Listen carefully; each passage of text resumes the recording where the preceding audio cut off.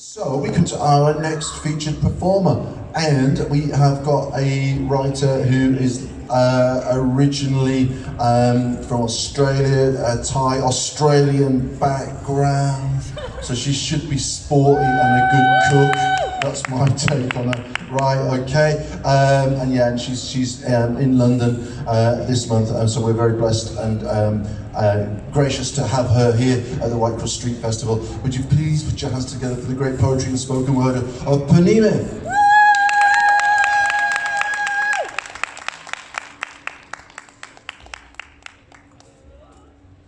Good afternoon, everyone. I hope you're having a fantastic time in this scorching heat. I'm Purnima, an Australian Thai spoken word artist, visual artist, writer, and educator. And it's my absolute pleasure to grace the word stage here today, all the way from Thailand, to such an incredible audience at the Whitecross Street party.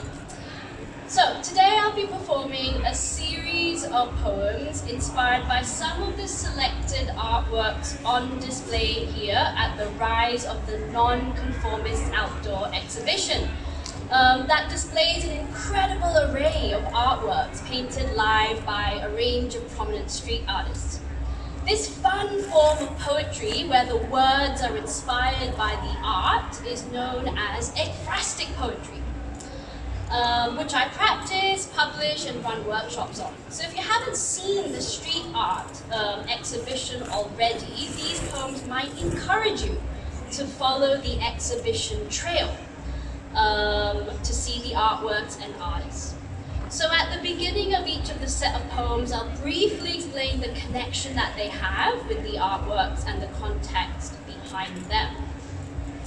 The first poem is titled The Rise of the Non-Conformists, inspired by the theme of this event.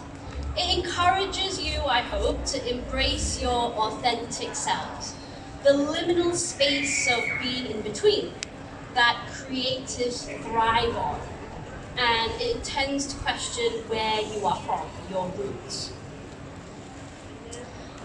The rise of the non-conformists. I've never been a conformist, and that's my biggest strength. You see, there is a degree of certainty that comes with not being part of a pack that howls, nor one that bleats at the same time for the same reasons. That certainty is your unpredictability, your ability to be messy, fragmented, and loved all at once. To be outside, between, but never within the lines because you've never drawn one between the lines. I am from so many places that gave birth to me, either by womb, hurt, love, or memory, encrusting layers to my growing identity. Yet I belong to none and no one at all, not even the place I inhabit now. For these places are only temporary spaces from which I turn inward to go home. Sometimes we break into pieces in order to understand the picture that we want to create when we put ourselves back together piece by piece. You see, that's the thing about self-definition.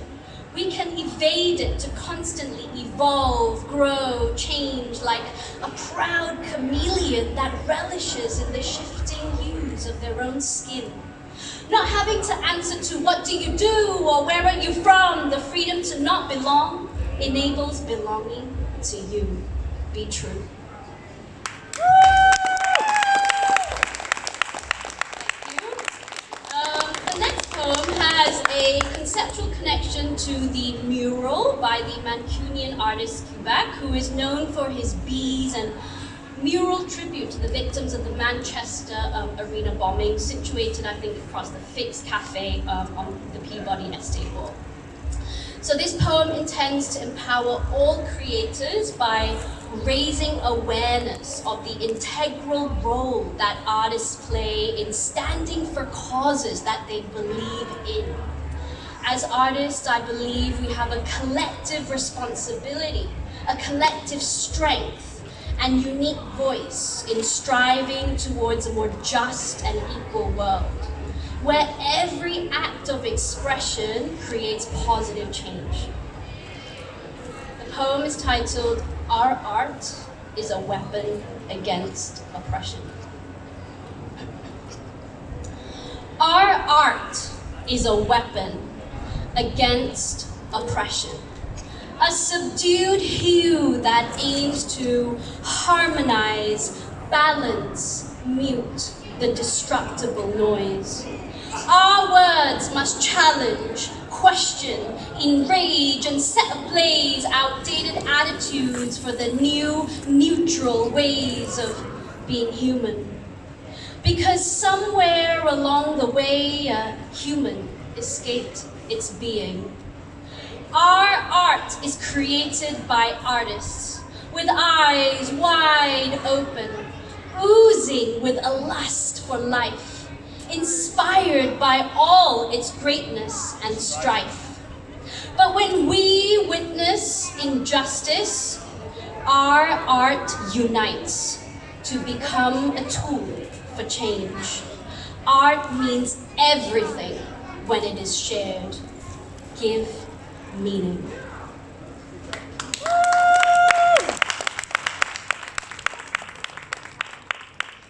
Perspicia's artwork on 92 Old Street, the coffee tree, comes from the Latin for perspective. True to the denotation of the word perspective, these selected poems are intended to uplift, motivate, and shift feelings that we often have, in particular from fear to courage. Perspective. The very thing that sets your soul ablaze should never be what burns you. Perspective. You deserve to be loved for the fire that you will ignite and the blaze that you will leave behind. Ambition. Don't let fear make you take a step backward from the chances that are beckoning in front of you. Boldly step forward, because the only fear that sits like it's rooted in your skin is the one you've invited home, nurtured, and befriended for a time that seems too long. Trust that when you let it out the door, every outcome will be worth the certainty you had all along. That fear came to make you start anew. For the only ashes that you shed should be the remnants of that which no longer serves you. So expend your energy on the spark that fuels your fire and protect it like the only treasure there is. Perspective. Stop burying the parts of you that makes your heart sing, for they will awaken to tug you at night only to remind you that you aren't meant to be dug. Believe that you have everything that you need inside the temple that is your sacred body to rise above and beyond the bold visions you've courageously conceived. Hold faith. Walk towards the unknown as if it's the only thing you know. For she beckons you to traverse her territories and live in expansion. The process of your becoming is always evolving. Stop waiting to become and just be. You see, sometimes we spiral into tunnels that breeds inky underpasses with each downward step we take. We burrow ourselves into dusky corners, trying to separate our mind from its minefield and plot explosions of underground passages built meticulously whilst we're overground. But you aren't a battlefield. You can walk the overpass, bypass unlit pathways, and take the road ahead in broad daylight. You aren't a battlefield. The next set comprises a series of poems that reinforces the importance of creative expression. In this instance, the written word, which empowers voices that are often censored, repressed, or marginalized. So Sam Peacock's and Mr. Doodle's artworks, which are both displayed here, has a unique graffiti style, graffiti spaghetti aesthetic, that is reminiscent of the message of these poems, I think.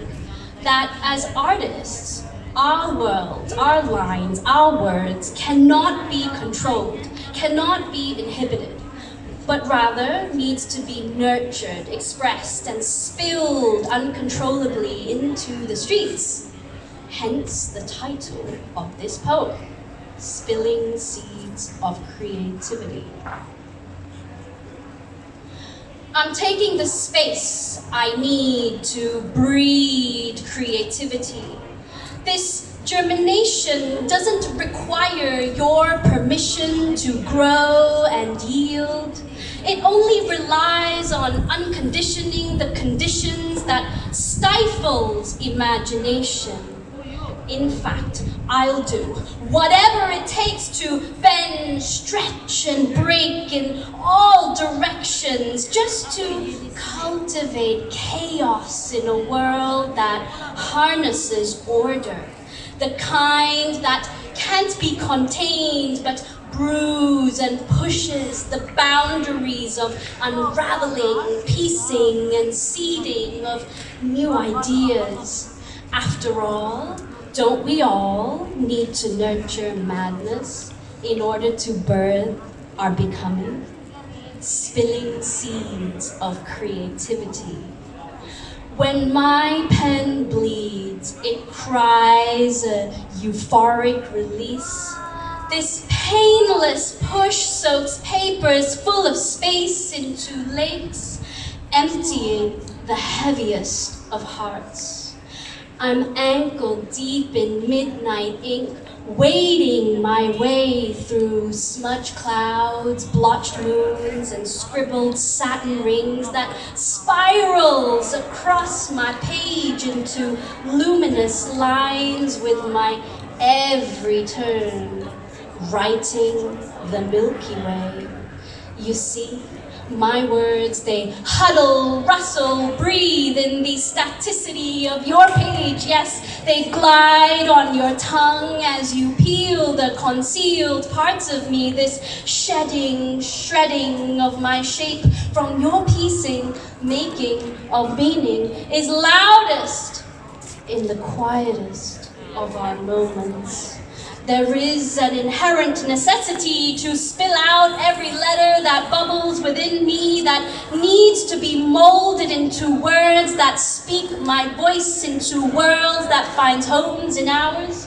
With the hope that these creations spark revelations, sensations, new interpretations that breathe lives of their own, that live beyond me. And that's what's entirely comforting, literary immortality, because your story is meant to be told.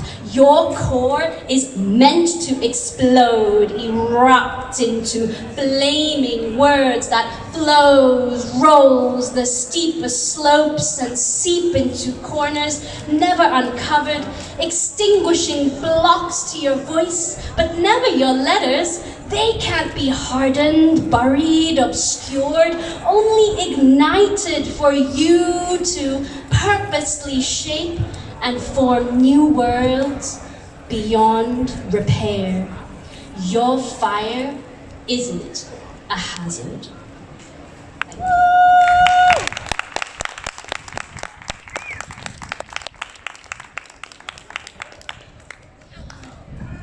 Gonna keep going. These next poems have an intertextual connection with the street art by the London-born street artist Mr. Sens, whose distinctive work featuring strong, confident female faces is on display here in today's outdoor exhibition. These poems are focused on the theme of women's empowerment and intends to encourage women to embrace the diversity and authenticity. So here we go. This is called WildOne. Her mane resists the comb. Her ungroomed skin hugs her even when it's left alone. Her sharp senses keeps up with her age. No one knows she fends for her own. As the sun slips away from her bedside window and the moon rises to trace her voluptuous lines. She leaps from the circus to paint her body lines. You aren't born to be tamed, wild one. You aren't born to be neat with ironed out creases that packs a perfectly kept version of you, for it is your very folds and crinkles that tells the world how much you have unraveled to bloom, unfolded. You were born in the space between thunder and sound to spark light in the world. You hold all the light in the world to empower others. Flick the switch. The world isn't resting on your shoulders, pressing you down into 1,000 droplets. Just take a moment to step outside and see how composed you are whilst the storm is brewing in your mind. For the sky isn't smudged in charcoal everywhere at any one time. The sky isn't any hue at all until you brush your eyelids against it and paint it the color you choose. For the energy within you is greater than the energy outside of you. You only need to hold your breath for a little longer than a moment to feel the universe pulsating from here to there, a conductor of symphonies. There is nothing more worthy than a girl surfing in unknown waters, looking out for big waves to catch on her own. There is nothing more arresting than a woman's power to turn away from the planets that shadow her and build her own galaxy to sink into, bathe in your light. Thank you.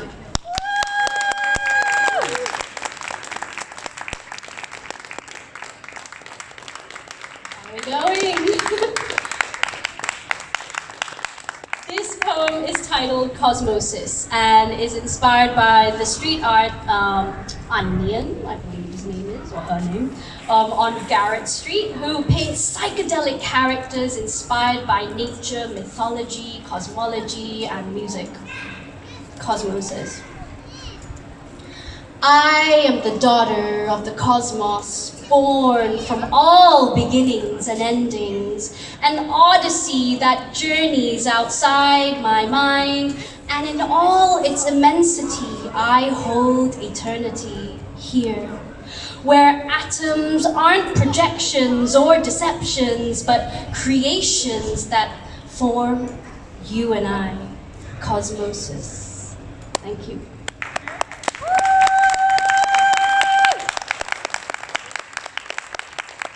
On a different subject, a very important one, Jimmy C's wall art behind 96 Roscoe Street called Look for the Heart depicts a stunning portrait of nature, the earth and our symbiotic relationship with the planet. He creates portraits or urban landscapes composed of dots and dashes of spray paint, and this poem connects to the motif of the tree that I believe is central to his work. It's fantastic, go and have a look at it. So the next set of poems explores the paradox of trees, their ability to simultaneously stay rooted in their collective congregation of strength and unity, whilst being so vulnerable and exposed to uprooting. This poem addresses the need for drastic change towards green economies, one that enables us to coexist with nature in a way that is reciprocal, that is respectful, that is compassionate. After all, we share so many characteristics with nature, don't we? Breathe green. I want to breathe green, be hit by the coastal breeze, the kind that gushes through tunnels under my skin. We know that short-term solutions aren't resolving spitting spears like pollution. Consistency, commitment, and care, not construction, congestion, and cars is what we need, because they're exhausting, we're exhausted, fuming, burning, burn from wildfires, crackle, forests, fauna, and futures, you see? Trees rally and congregate to stay rooted even whilst uprooted. But when hands caress our branches, we grow green. Together we breathe. We lay our backs on the grass with our bare feet. Bare, barely swinging, but caressing the earth below and above, the golden browns and cerulean blues. They wrap around your skin, burst old cells into new energy. Nature is healing. Earth, earth, like the earth. I am perfect in all my imperfections, proud of my chaotic clutter, predictable patterns, random rages, and battered body that's endured battles whilst burning for peace. But somehow I'm balanced, advancing whilst aging, breathing whilst fuming, defying all logic in my wholeness. Thank you. Shall we do a last one? Should we? Okay. It's one of my favorite poems that I've written. It's got a universal message.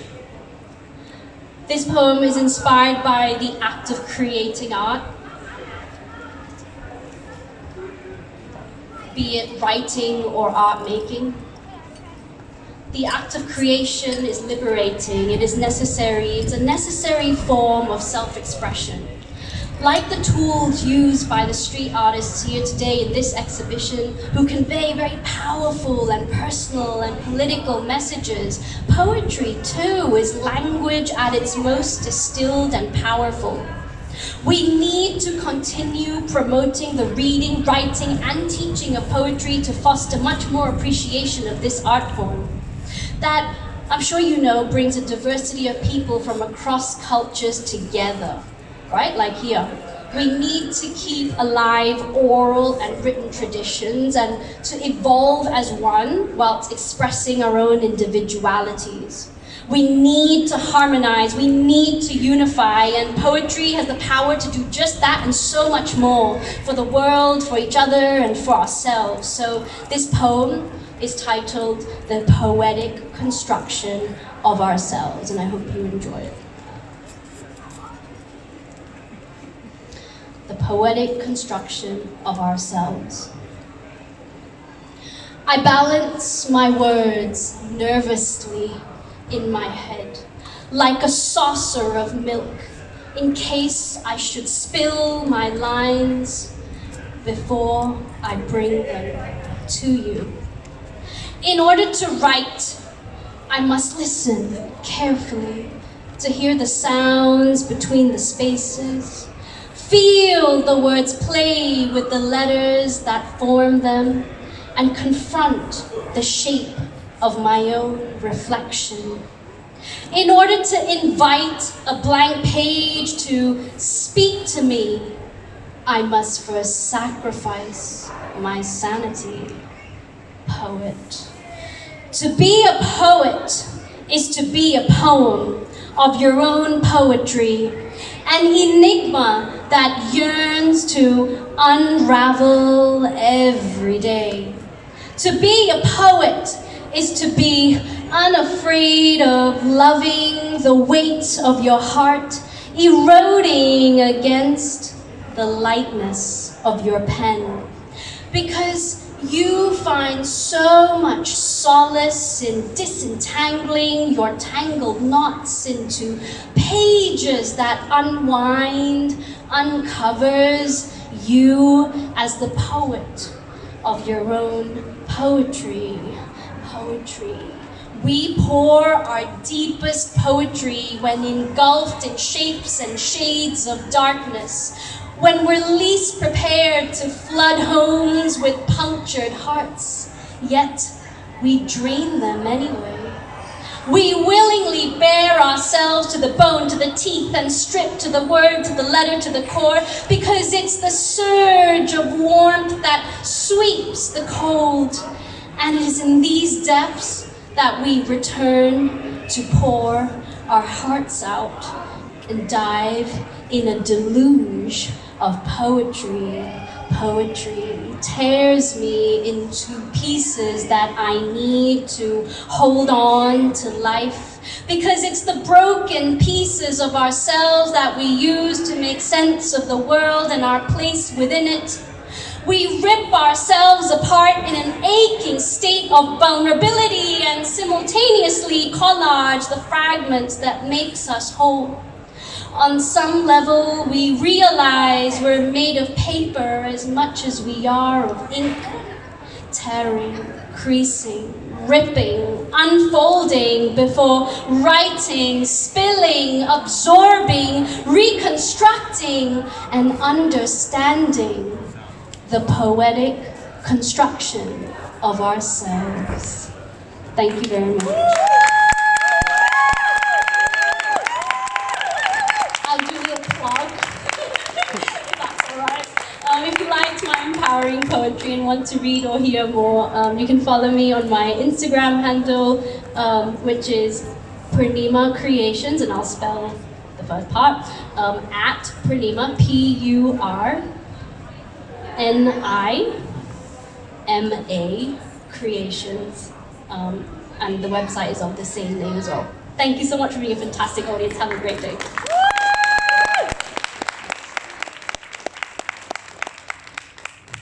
All right, would you please give it one more time for Purnima? Come on, guys. How cool was all that? That's amazing. That is excellent. Fantastic, fantastic.